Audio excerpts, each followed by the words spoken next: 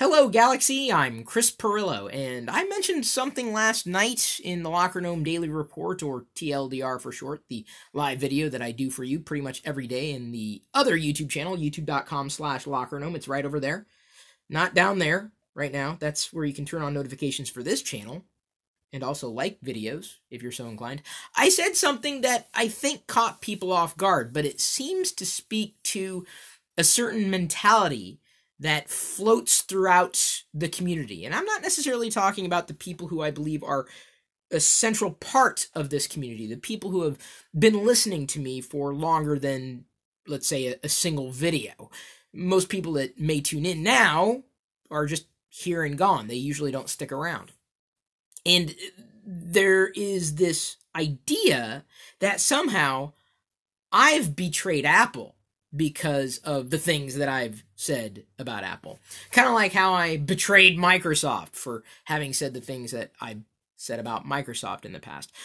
And most likely it will be said that I will be betraying Google at some point in the future for saying things that I find I need to say. I feel I need to say. Because that's my position. It's the only one I have, right? It's the thing that makes me, me. Even though I'm not a thing, I'm a person.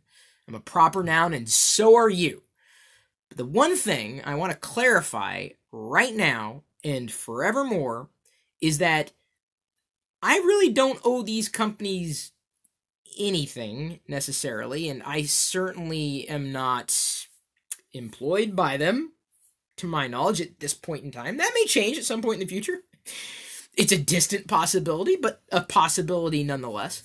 I don't feel like I have overstepped my boundaries as a user or as an user advocate, which I find myself being. I find myself as a user advocate, a creator advocate, a software advocate, a good experience advocate, things that I fight for, things that I believe in. So I feel that I did not abandon Apple so much as it abandoned me. It's just a company. I'm just one user in a sea of millions, and there's not much I could say or do to hold sway with that company or any other large entity that is a popular brand.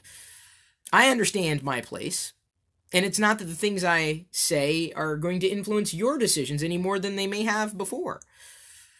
But to say or to take the position that somehow I'm the one who's off the mark and not the company, I think it really undermines your position in the ecosystem as well, because, you know, they create products, and let's just say, for argument's sake, we're not just talking about Apple at this moment. They, the infamous they, these companies, these large entities create things for you to use.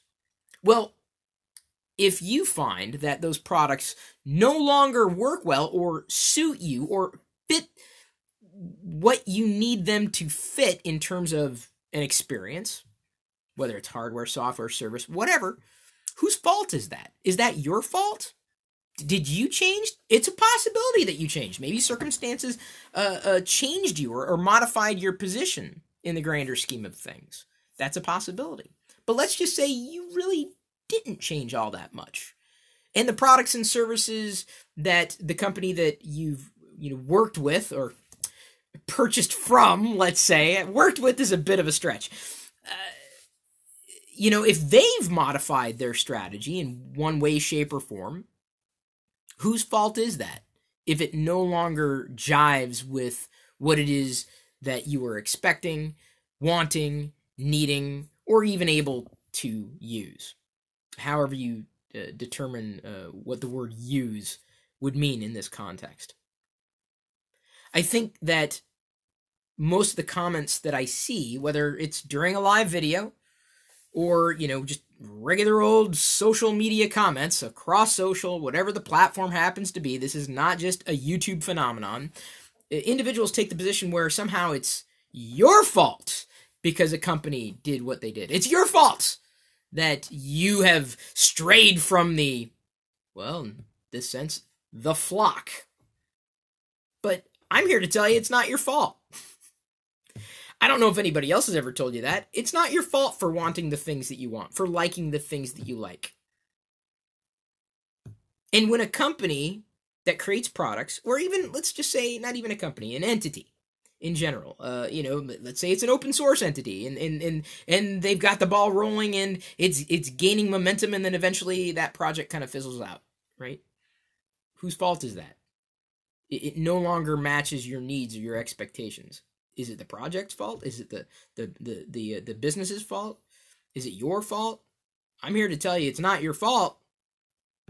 That is for sure. If you really don't shape the direction of the business model, if there is a business model around a particular thing, all you are is subject to somebody else's whims. Now you may argue, but Chris, I'm in control. Okay. You just keep telling yourself that. That's kind of what helps you sleep at night. I don't really want to get into the weeds on that particular topic, because believe you me, that's a completely different discussion for an entirely different day. I don't feel like I abandoned Apple, as I've been accused of doing. I feel Apple abandoned me. I didn't change. I mean, yes, I've gotten older. I have a few more gray hairs, certainly. My 3-year-old daughter, well, she's now 3. That was a recent change. But I've always been me. I've always been a fan of these types of things, to the point where I've slagged other companies, aforementioned companies in the past, for doing things that I just don't feel were very user-friendly, and in many ways user-hostile. I've always believed in these things. And you really don't have to you think too hard about it. You can do your own research if you want, if you don't believe me, or if you don't remember these somewhat now infamous videos that I've done. This one I doubt is going to go down in the history books. None of them will, by the way. I just feel that iOS failed me, and moreover, iOS failed itself. And just because I point it out doesn't mean it's any more or less true. There are certain facts. Yes, software can be modified. Software can be improved over time, or it might not. And I've gone well beyond giving certain companies the benefit of the doubt with strategies. I had a friend who's been very, very helpful in the past. He actually used to write for LockerGnome.com. LockerGnome.com is still kicking around, kind of. Just upgraded it to SSL capabilities today. Woo! Not like it matters. Nobody visits websites anymore. Anyway, Ryan, who has been helping me recently try to get the Chris Pirillo podcast sounding better, because I can't do it. I'm not an audio engineer. I just press a button and record. Something simple on a smartphone. He asked what was the straw that broke the camel's back for me. And honestly, I'll tell you, at a distance, it's the iPhone 10. And everything I see around it. From a software vantage point, as I've mentioned in the past, I don't need to use it to tell you that's just not looking like something I really want. Is that my fault? Is that somehow my problem? Well, according to a few individuals who felt like I was leaving their camp, yeah, it's my problem, apparently. I'm the one to blame. There you go. So if you were looking for someone to blame for iOS problems and, Apple's shortcomings, I'm apparently the guy. Because random internet commenter said so. But let's just get one thing clear. This is squarely Apple's responsibility. Apple failed me. I didn't fail Apple. iOS failed itself. I didn't fail iOS. Any more than I failed Android shortcomings for all these years. Or will be inclined to point out various shortcomings as I see fit over the course of the next however long I happen to be kicking around.